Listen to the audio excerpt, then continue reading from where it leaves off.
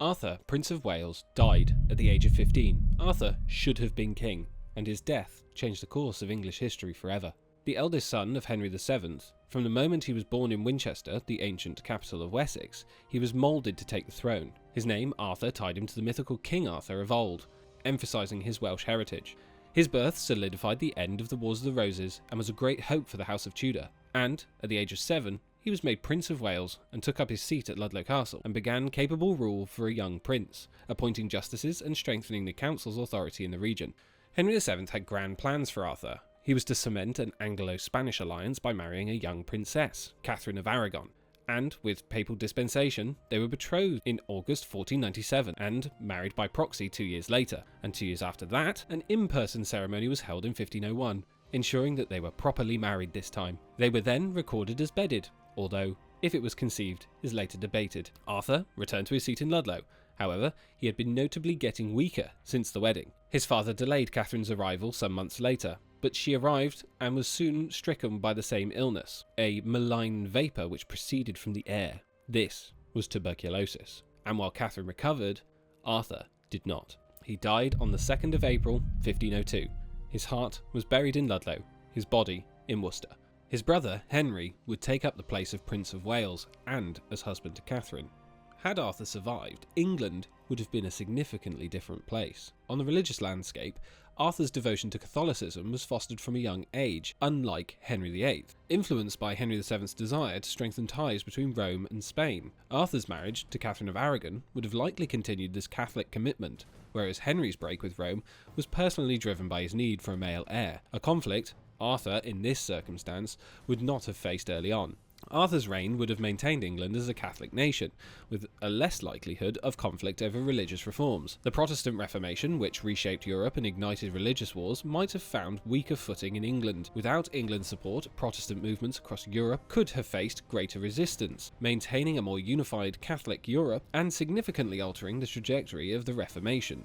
The Anglo-Spanish Alliance and European Wars. Arthur's marriage to Catherine of Aragon, a devoted Catholic and daughter of the Spanish monarchs of Ferdinand and Isabella, would have cemented a strong, enduring alliance with Spain, unlike Henry, whose alliance with Spain faltered. Arthur's bond with Catherine and the Catholic Church would have likely strengthened and persisted. With Spain as an ally, Arthur might have supported Spain's interest during the Italian Wars, a conflict in which Spain fought France for dominance over the Italian peninsula. England and Spain together might have mounted military campaigns against France, possibly even attempting to weaken France's influence in Italy and Central Europe.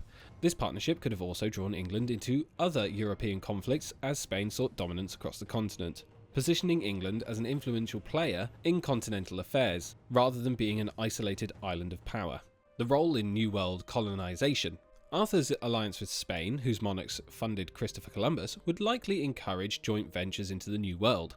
Spain's immense wealth from these colonies greatly enhanced its influence and power. Under Arthur, England might have been included in these early expeditions and shared in the riches. Instead of focusing on Protestant-inspired exploration, as happened under Henry's successors, England might have joined Spain's Catholic-led ventures. Arthur's reign might have established England's colonial interests far earlier with Spanish assistance, potentially leading to shared colonies or English settlements in areas of later dominated by Spain. These joint ventures would further bind England's future to Spain's, bolstering economic power, resources, and naval strength. Scotland and the Auld Alliance. Arthur's strong ties with Spain and the Catholic Church could alienate Scotland, historically aligned with Catholic France through the Auld Alliance. Scotland might deepen this alliance with France to counteract the Catholic Anglo-Spanish bloc, presenting an ongoing threat to England's northern border. Without political marriages engineered by Henry VII and solidified under Henry VIII, Scotland may have remained independent. James IV's marriage to Margaret Tudor, which eventually led to the Stuart claim on the English throne, might never have happened,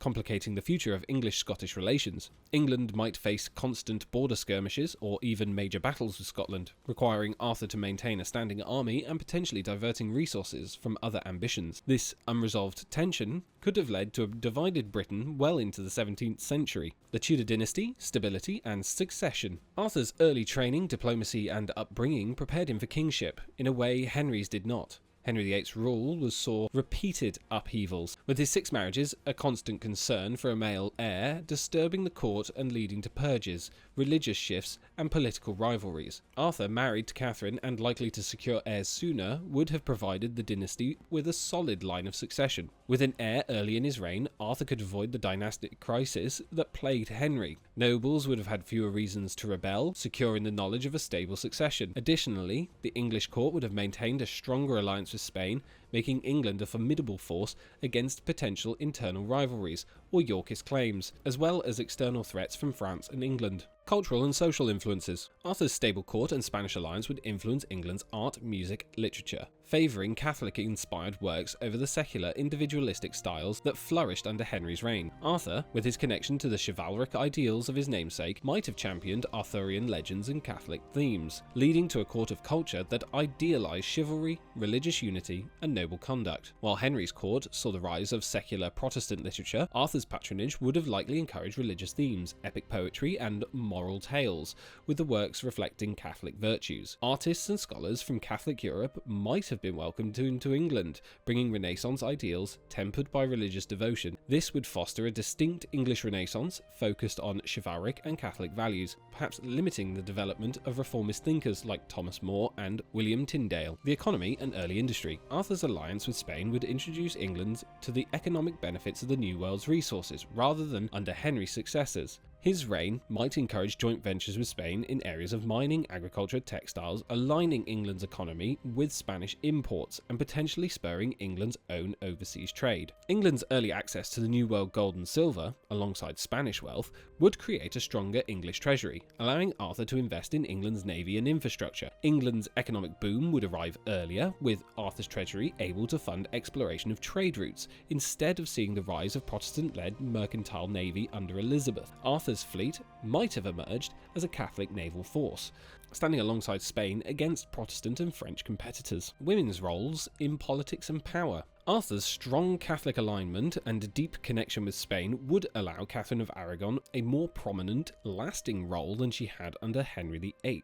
Known for her intelligence and political acumen, Catherine's influence in court affairs and foreign policy would have made her a powerful political figure and a model for other noblewomen. Catherine's example as a politically engaged woman could inspire other English noblewomen to participate in government, diplomacy, and even patronage. Instead of the fractured court culture that developed under Henry's marriages, Arthur's court could have fostered a stable, respectful view of queenship, reinforcing female roles as advisors and patrons rather than political rivals. This shift might have influenced future queens, enabling a tradition of female political involvement in the Tudor dynasty and English governance. Arthur's reign would likely mean a more stable, unified England with a strong Catholic alliance, a secure Tudor line, and a cooperative role in the New World alongside Spain. His cultural and religious preferences would influence the arts and court life, limiting the Reformation's impact and maintaining a Catholic-orientated English Renaissance. England's geopolitics, military engagements, and even women's roles would shift in ways distinct from Henry VIII's legacy, creating an entirely different trajectory